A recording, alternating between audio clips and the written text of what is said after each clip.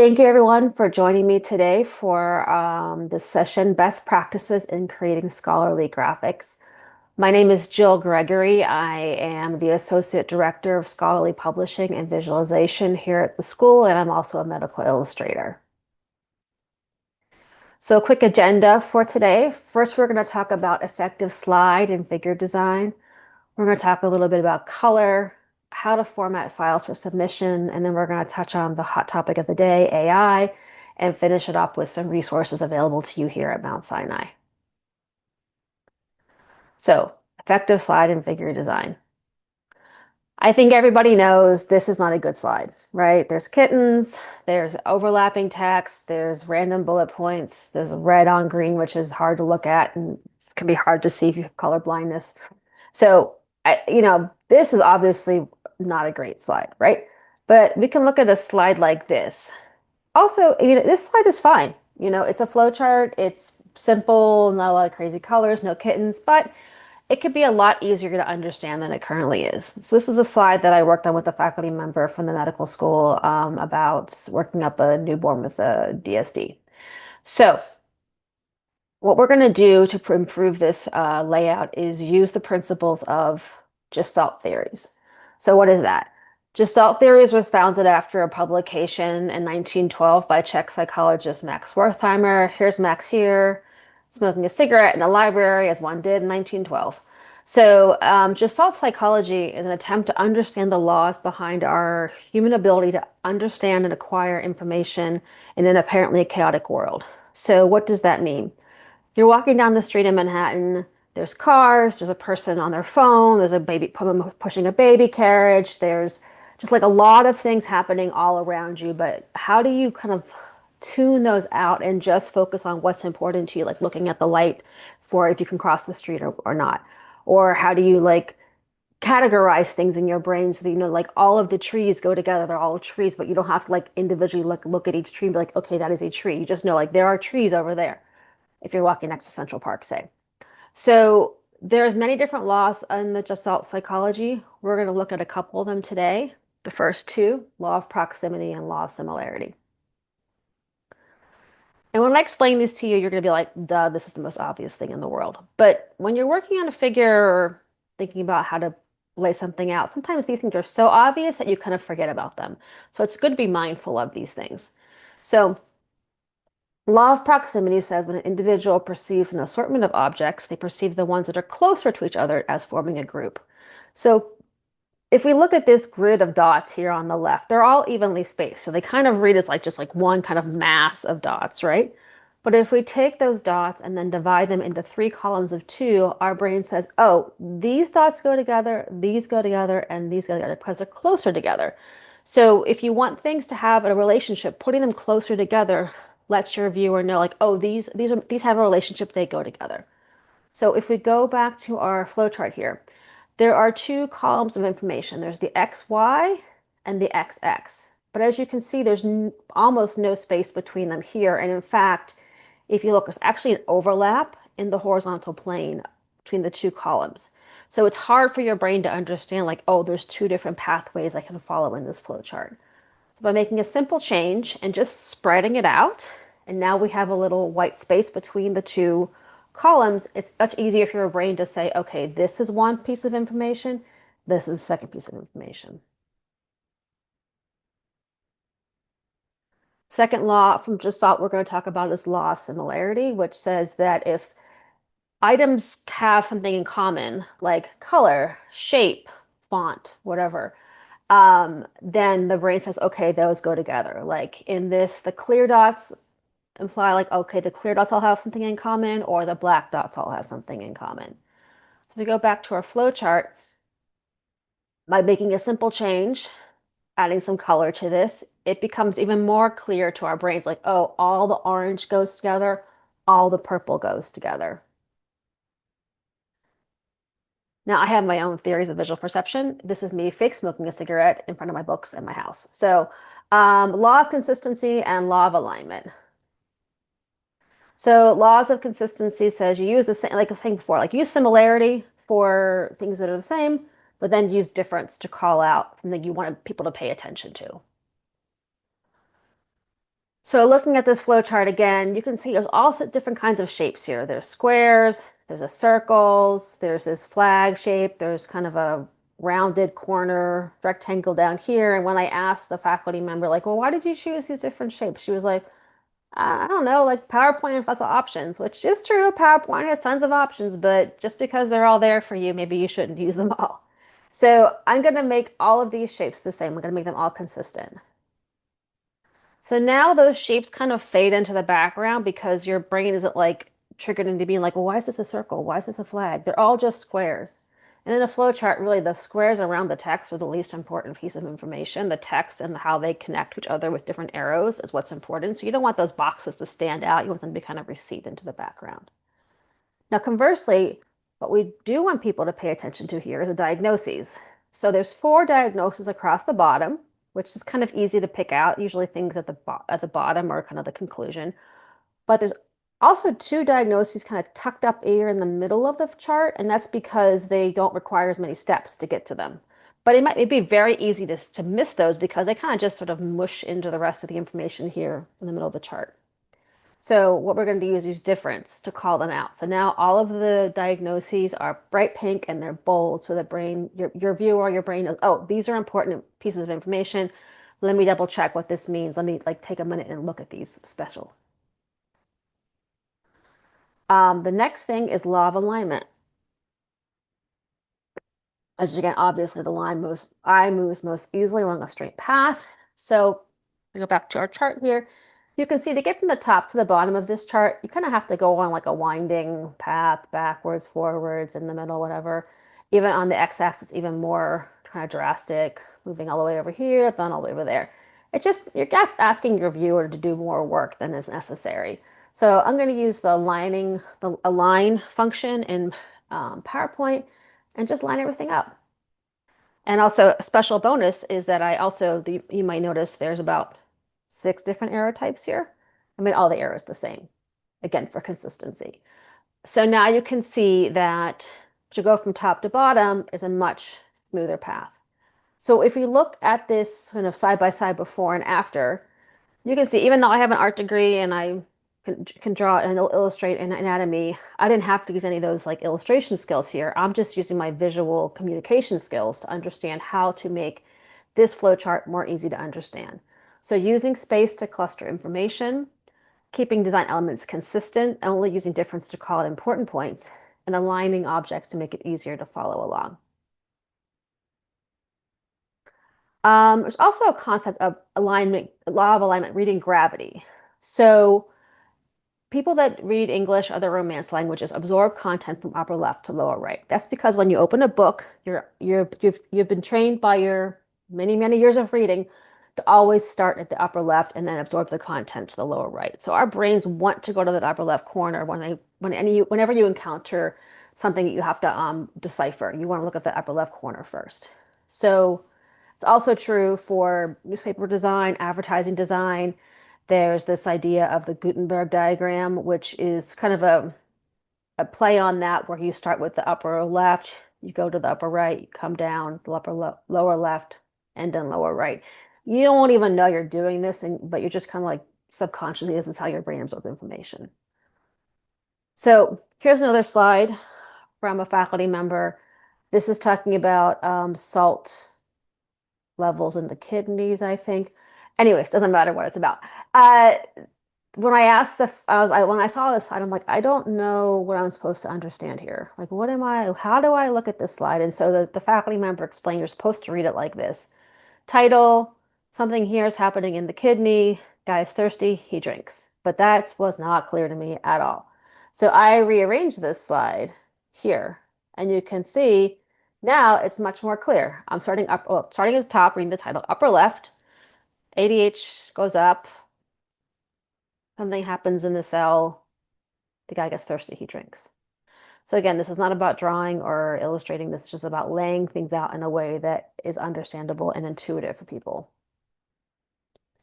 Here's a great example of that from JAMA. You can see here you're meant to start with your infected cell. read that there's an adaptive immune response, an innate immune response, and then you learn about the delayed response with this timeline here. So it's a classic upper left, lower right kind of Z pattern. This is an illustration that I made. So you can see here, we're starting at the upper left, something's happening in the stomach, then we're going to zoom in. So we're starting big picture and then getting smaller and smaller, kind of leading up. If you just started like with this cell or just started with this zoomed in, your audience might be like, where am I? What's happening here? But by establishing, okay, we're in the stomach, we're in the intestine, here's an enterocyte, now we're going to go into the enterocyte, just kind of like letting things kind of play out step by step. So here we have going into the cell, things happening in the bloodstream, going into liver. This is about cholesterol metabolism. So kind of like a 2 more than a Z, but still the overall thrust of upper left to lower right. So this is a quiz for you guys. Where do you think this figure starts? What are you supposed to look at first in this figure? You can unmute or put it in the chat.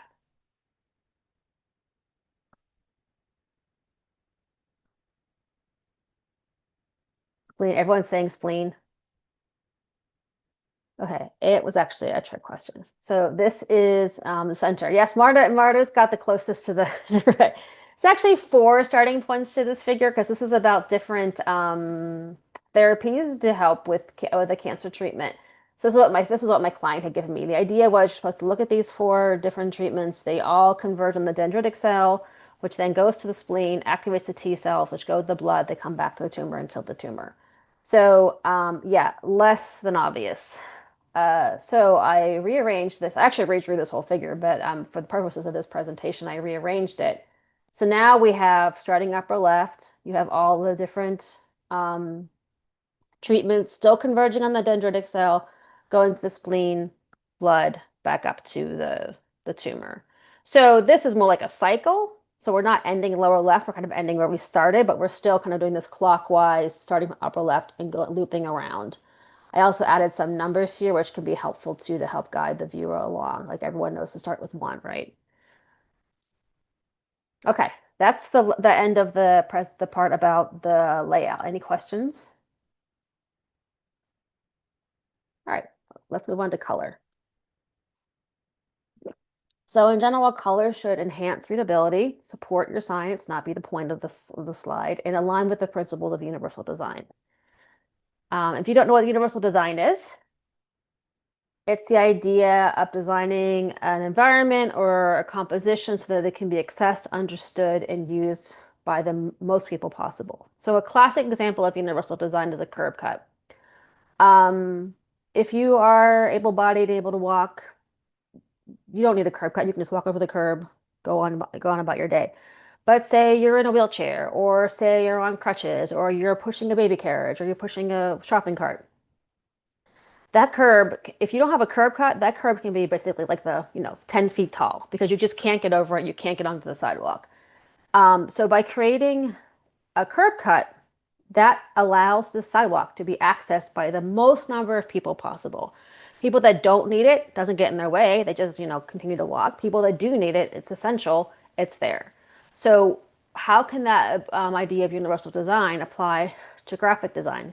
It's thinking about things like choosing colors that are colorblind friendly, making sure your font is big enough for everyone to read, not just a person with 20/20 vision, but maybe if you're giving a presentation, thinking about that person in the back of the room.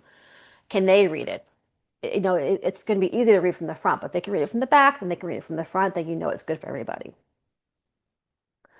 So color also has cultural connotations. So seeing stop in green, go in red, just weird. Like that doesn't make any sense.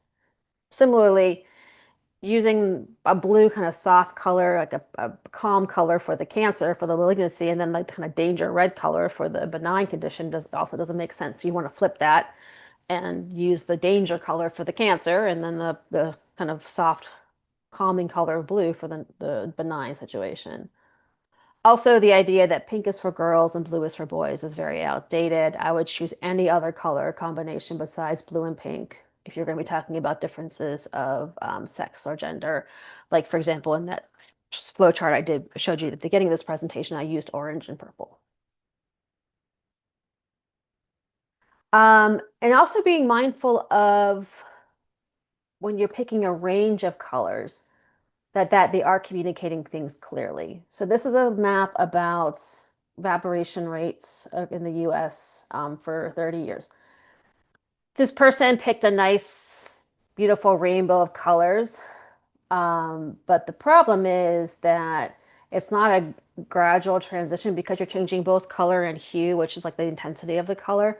So if we zoom in here, the difference between this grass green and the Kelly green and the Kelly green and the teal green are the same. They're each zero point 0.1 different.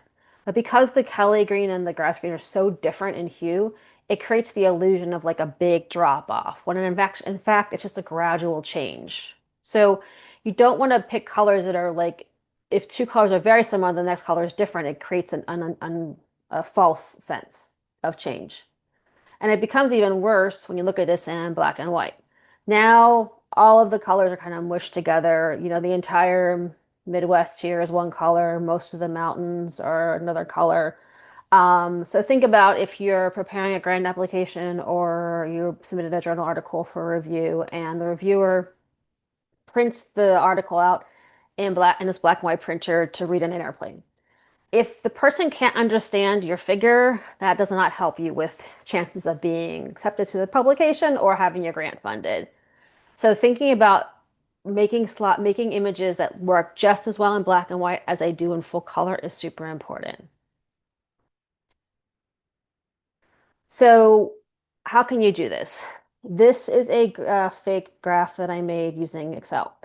This is one of the standard color combinations that Excel offers in their templates. And you would think, oh, you know, Microsoft's a $1 billion company. They must have a color theorist on staff to make sure all these colors go together and they're colorblind friendly. But unfortunately, that is not the case. If you run this through a color blindness simulator, and I put a link for one down here at the bottom, but you can just Google color blindness simulator. There are plenty of websites that offer this. You can see that in the colorblind condition, these colors all look very similar. Like, you know, the orange and green here for me, I don't have color blindness. It's super obviously different, but here it starts to become less obvious. And a simple chart like this that's just bar chart, it might be easy, like, okay, you can just count like 1, 2, 3, 4, 5, 6, whatever. But think about a line chart where lines are crisscrossing, or one with a lot more data than this one. It becomes more and more complicated if you're only relying on color to differentiate between the groups. So how can you solve this problem? You can just pick one color like this purpley blue and then make shades of that one color. Or even more, you can add something beyond color to help identify. So, even though these are all shades of one color, they do get pretty close to each other. So it could be a little bit hard to differentiate them. So you can also add patterns to your bars, or you can use different shaped dots for your line charts. So not relying only on color to differentiate between groups is a good rule of thumb. You can get more information about this. There's a great white paper from the American Psychological Association. You can just Google accessible use of colors and figures. I also wanted to share this website, WebAIM, the contrast checker. So this is a website you can. It's meant for websites, but it works just as well for print. If you're putting something on a journal article, not just a website. There are minimum contrast requirements or suggestions for making things most understandable to the most amount of people. So you can enter in your colors and you can get your contrast ratio here. And they also have a lot more information here on these links about how to make sure that things are readable by the most number of people possible. So this is a great resource. Just make sure the colors that you're using are correct, are readable, not correct, readable by the most number of people possible. Also, there's this website called Color Brewer 2. This is actually used for map making, but it's great for any kind of graphics. So I'm gonna open this up and re-share my screen.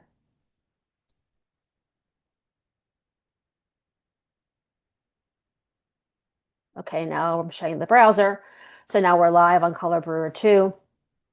So here you can choose how many colors you want to have. So let's choose 8. Okay. And then you can have sequential, which is basically like I was talking before, like one color and just tints of one color. Or you can do diverging, is where you have like two different colors that come to kind of come together in the middle. I don't really know what qualitative means. We're just going to ignore that. I'm not a map maker.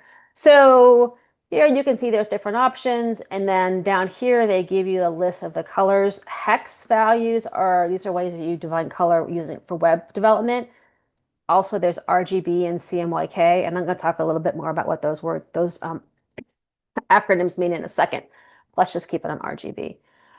So it's a little tedious, but you just write down these numbers and plug them into your graphing software to get the different colors. But you're ensuring that they are kind of work together as a palette. Over here, they also have a couple other options. We're going to focus on colorblind safe. So if you look at this list of color schemes, keep an eye on it while I click colorblind safe. Look at what happens.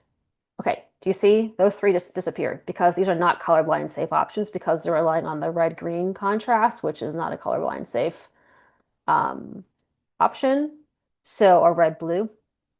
So by clicking on colorblind safe, you are ensuring that the colors you are choosing are going to be accessible by all people, thus looping it back. That also aligns with the principles of universal design.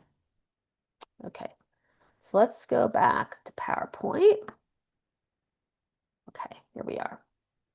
So color brewer 2. All right, that's the end of the section on color. I'm going to go ahead and talk about formatting your illustration for submission. So you've written a paper and got accepted to sell. Yay. Okay, so now you have to get your paper ready to be submitted to sell for print.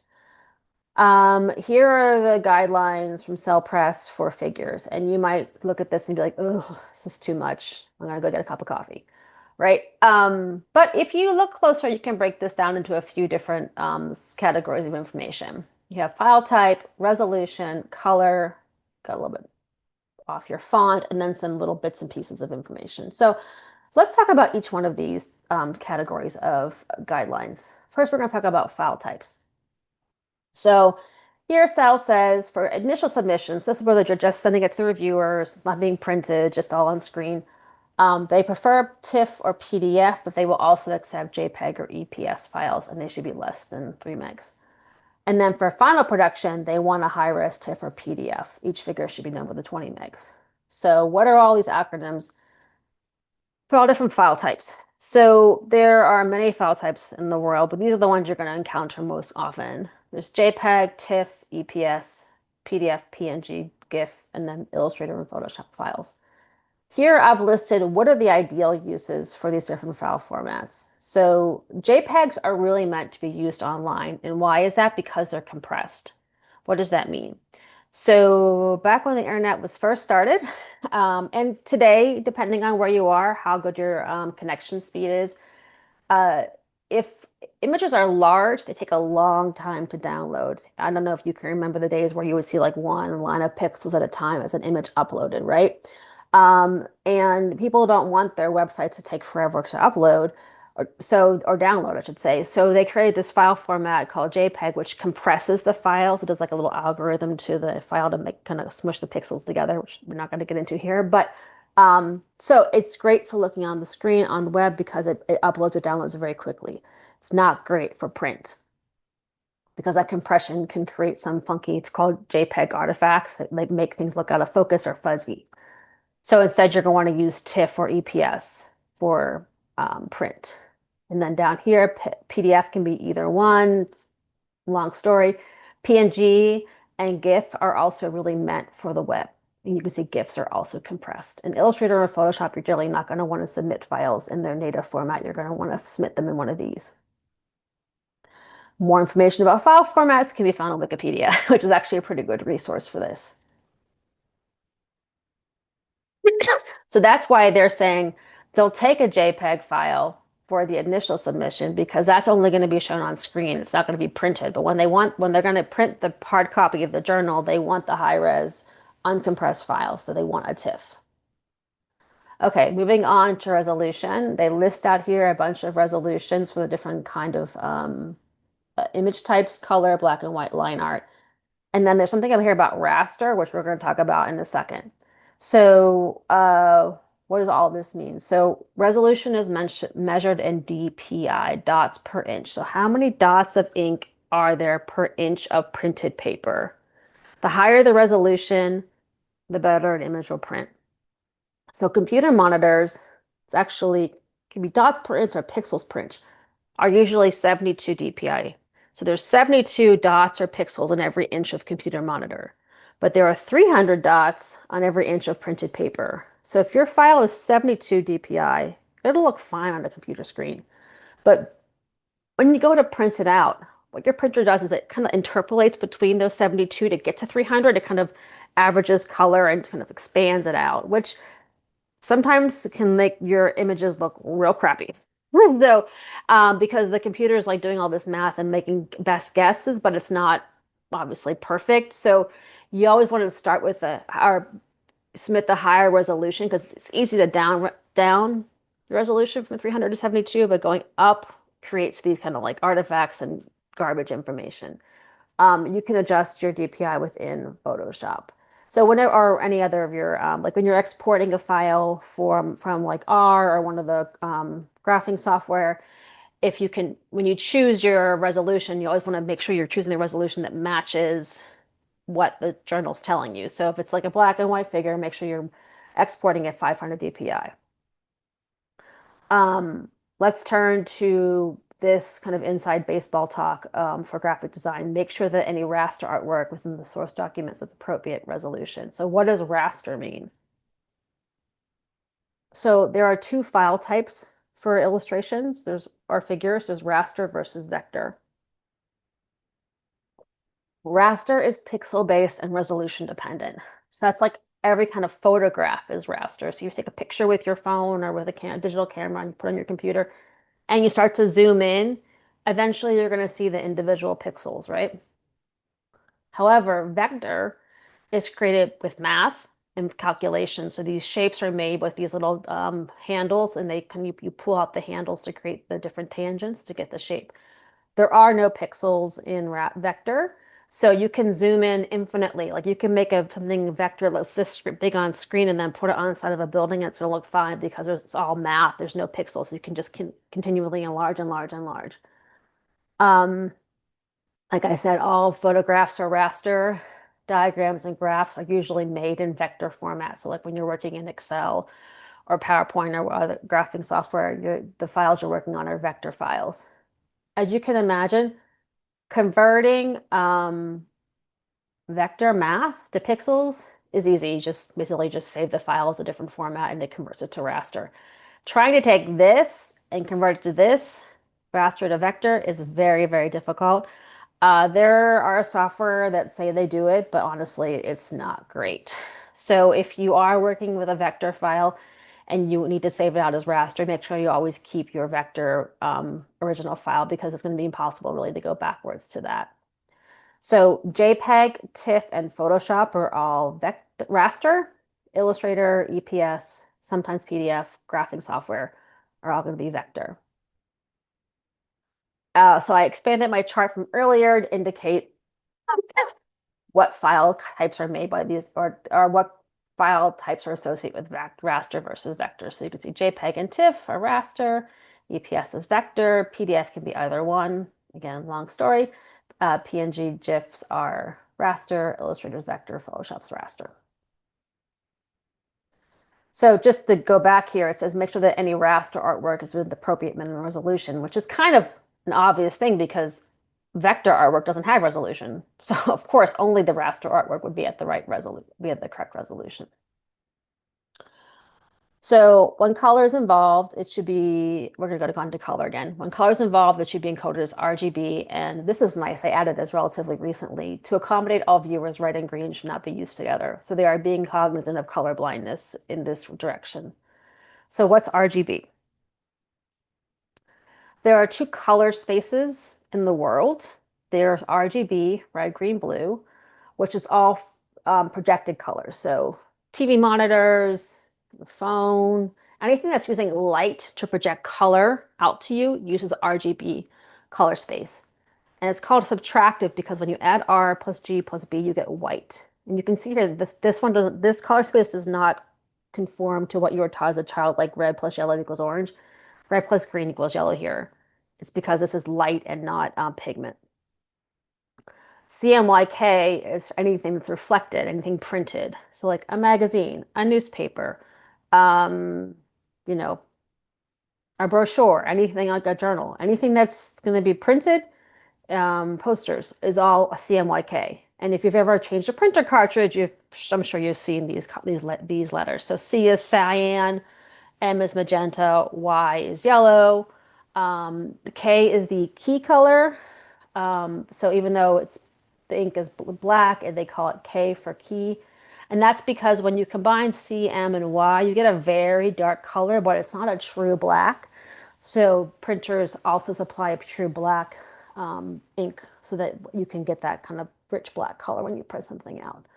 So again, anything printed here is CMYK. So within these two color spaces, there are some colors that don't exist in both. And those are primarily your neon colors. Those are usually only seen in RGB unless you have like special neon inks. You can obviously get special neon inks, but most journals are not going to do that. They're just going to use regular CMYK. So when you look at an image that's an RGB, and when you take a picture with the camera, it's always going to be RGB. If you convert it to CMYK, this is a picture of my dog Georgie. I'm going to convert it to CMYK. And you can, if you look closely, some of the yellows aren't as rich. It's a little bit more washed out because those kind of saturated yellows aren't in the CMYK color space. But these images are virtually identical. Either one would work. You could submit either one, it'd be no big deal.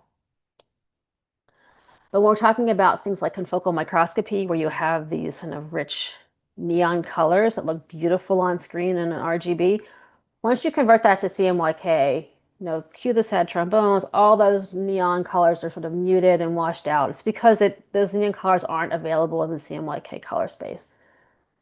So if you submit a file like this to the journal and then you get a printed copy and it looks like this, like you didn't do anything wrong. This is just how the color spaces work. But the really important thing to understand is if I was to convert this CMYK file back to RGB, those neon colors don't come back. They are gone forever. So if you do have an RGB file and you're asked to save it as CMYK for whatever reason, make sure you always keep your source RGB file separate because you don't get that data back if you convert back to RGB. So, oops. So interestingly, Cell is asking you to submit an RGB, not in CMYK, even though well, nowadays everything is going to online only, but Cell still is printed for this very reason. Like they have an online version of their journal, right? So they're going to want that RGB file for the online article so that people can see the full color scheme of the cells. The journal itself will take care of converting that to CMYK for the print version. So that's why they're asking you for RGB, and then they take care of the conversion on their end. Font, always embed fonts and use only Arial. They're telling you to embed because, and this is actually more applicable for us as far as like presentations go, more than journal articles, because tell you to embed, but they also tell you to only use Arial. So it's kind of like they're contradicting themselves because the reason why you embed is because if you have a font that you're using on your computer, but that font is not on the computer that the person in the publication office is using, then it'll swap it out for something probably like Arial, and it might mess up your design. But they're only telling you to only use Arial, so that really shouldn't be an issue. Where this becomes more of an issue is in a presentation. So if you're going to a conference, you're going to be presenting from a common computer. You're not bringing your own laptop to the podium, but maybe there's an AV team and you have to give them your presentation and they load it up in the computer in the back of the room. You don't want to use any kind of funky fonts because just what I said, like if you have a cool font that's like maybe very narrow or very wide, and the computer that the AV team is using doesn't have that font, then PowerPoint is going to swap in probably Arial or Times. And that can really mess up your slides and make them look very unorganized and unprofessional. So unless you're like 1000% sure you're going to be using your own computer where you have access to all of your fonts, you want to design your decks using Arial or Times. It's snoozy, I know it's not exciting, but it's going to guarantee that no matter what computer, every computer has Arial and Times. So no matter what computer this thing is opened up on, it's going to look fine. It's going to look how you envisioned it. One note about graphic abstracts. They're becoming more common these days. More journals are requiring them. They are usually special in that journals often require very specific layouts or templates to be used. So, for example, on Cell Press, all the Cell Press journals, they want the graphic abstracts to be square, 1200 pixels by 1200 pixels at 300 dpi, which is basically, you can do the math, 4 by 4 inches. If you make a graphic abstract that's 3 by 5, they're going to say, nope, redo it, make it 4 by 4. So if you don't want to make sure that you look at this first because it would be a pain to like make something and think it's good to go and then find out you have to reformat the whole thing. Also, some journals require you to use their PowerPoint template for graphic abstracts. So always make sure you read that information before you get started on making your graphic abstract. All right, last item we're going to talk about is using AI for visualizations. Oop, sorry about that. So the main take-home message with this is if you're going to create a new image with AI, proceed with caution. So this is a picture of a human. I asked ChatGPT to make an illustration of a human heart. Here it is. You can think to yourself, what do you like about this? What errors do you see? If anyone want to put anything in the chat, I can also just talk about what I like or my concerns about this image are. Um, I'd say I like the colors. It's very eye-catching, but if you look closely, there's some anatomical errors here. There should only be 3 vessels coming off the arch of the aorta, and there are 4.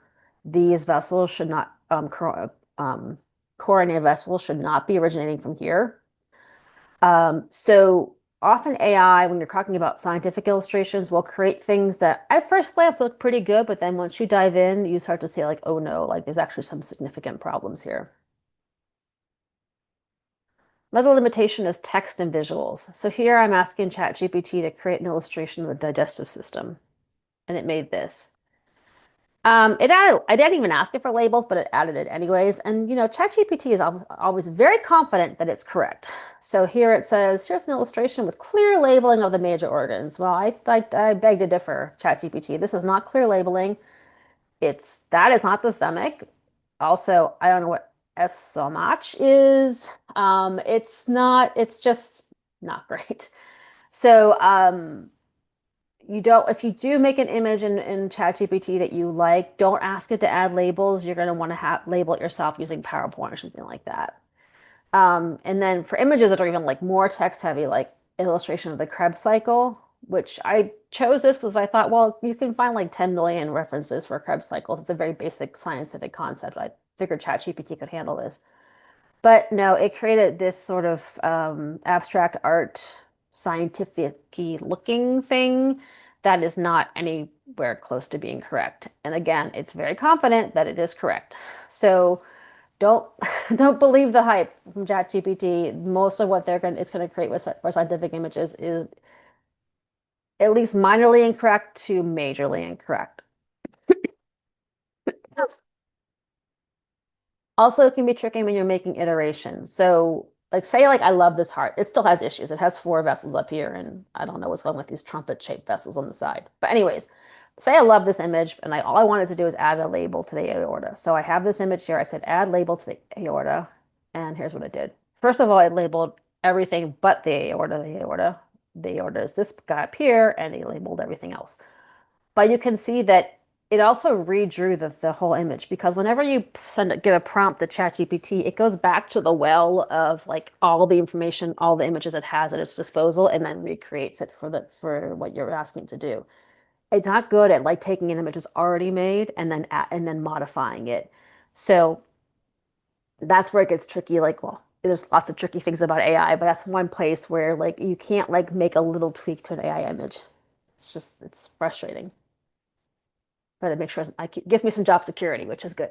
So, the way that you can use ChatGPT is for adding kind of color to your presentations. So, like if you're talking about an introductory slide or a slide that goes between sections of your presentation, and we go kind of just want to like add an image just to kind of keep the viewer's interest going, creating something like this, like whoops, a neural network, abstract, scholarship, the future, innovation. So it created this image, which I think is just fine. It could be used nicely in a slide deck.